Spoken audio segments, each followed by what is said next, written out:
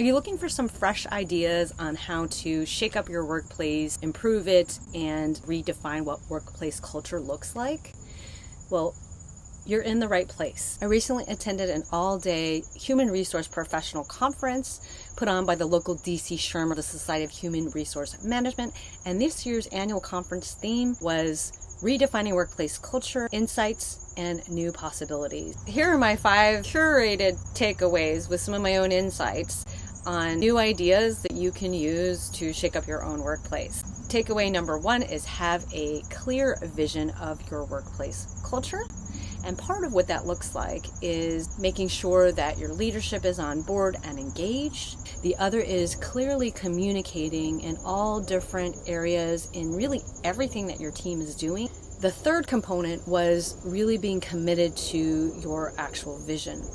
And so once that is defined, as one of the keynote speakers, Johnny C. Taylor Jr., who's actually the president and CEO of the larger national SHRM, and we're very clear about what your message is and what that culture looks like, you are going to naturally find those that are aligned with you and they will follow you, and really being okay with those that are not a fit for what you're after, and letting them go on their own and wishing them well. And I thought that that was really interesting. In his own experience, when he took over as a leader in his own organization, he mentioned 70% of those folks were not aligned. And, that's kind of part of the messy process and to expect that. But now he's in a good place where they're really on fire and are achieving so much more than they had before. I'd also mention I have 2 other quick bonus tips around takeaway number 1, so stick around to the end. Number 2 was to create a psychologically safe environment, which really is making sure that each individual is seen, listened to, respected, and valued. Number 3 is shifting from a process focus to people.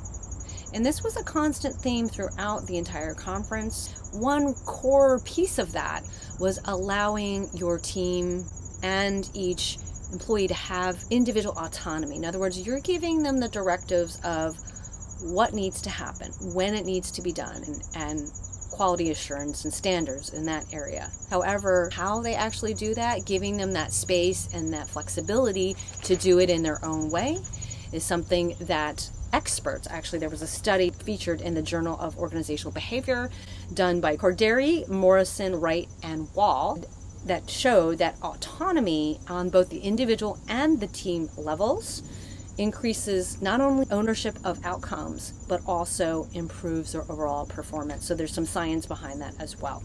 4th piece was prioritization of your well-being of your team. And you, don't forget you. This is such an important and dear topic to my heart that I do workshops on this kind of stuff all day long, or your standard training about work-life balance and burnout, and I love that stuff, I do that stuff, but it's more about the ongoing support that you're gonna give them when they have mental health challenges. So hiring a coach or hiring a therapist to have special office hours specifically for your team is a great idea. I have one client that's actually considering doing that. But the cool examples, the carrot and the stick I wanted to share were, other than just having PTO and vacation time, one was HR professional participant shared was that her leadership team is considering tying in taking vacation into a bonus as a criteria. In order to get the bonus, you need to make sure you actually take your vacation. The other was an Indian company by the name of Dream Sports that actually implemented a fine of $1,200 if you were ever to bother a team member while they're on their vacation. $1,200 fine. And you could see how easily not bothering someone on their vacation became the new norm. Love those interesting ideas. And then the 5th takeaway is creating community. And this one I think is a little bit more on the advanced level. That psychological safety, it sounds easy, but it can be a long process, as I'm finding with one particular client that I'm working with. Creating community with a later stage type of initiative involves some key success ingredients for this to work. One is leadership will need to not only be authentic, but very transparent about their communication about exactly what's happening. Having openness to feedback and new ideas, considering some shared decision making. Maybe not on everything in your organization, but on certain components that affect that particular individual or team, and that's over their jurisdiction. Taking that feedback and making some changes and sharing, what the results are. In summary, those 5 takeaways are: number 1, the clarity of the vision of your workplace culture. Number 2 is having psychological safety. Number 3 is having the spotlight more on people as opposed to just processes.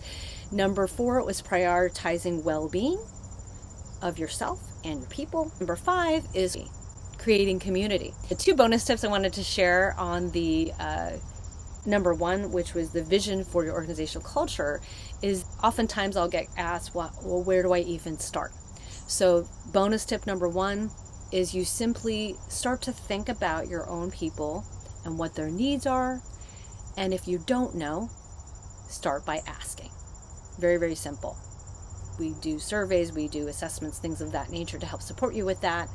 The second bonus tip around, well, then how do you know if you're getting there or that you're making progress? And that is just a simple matter of, does what you set out line up with what you're actually doing?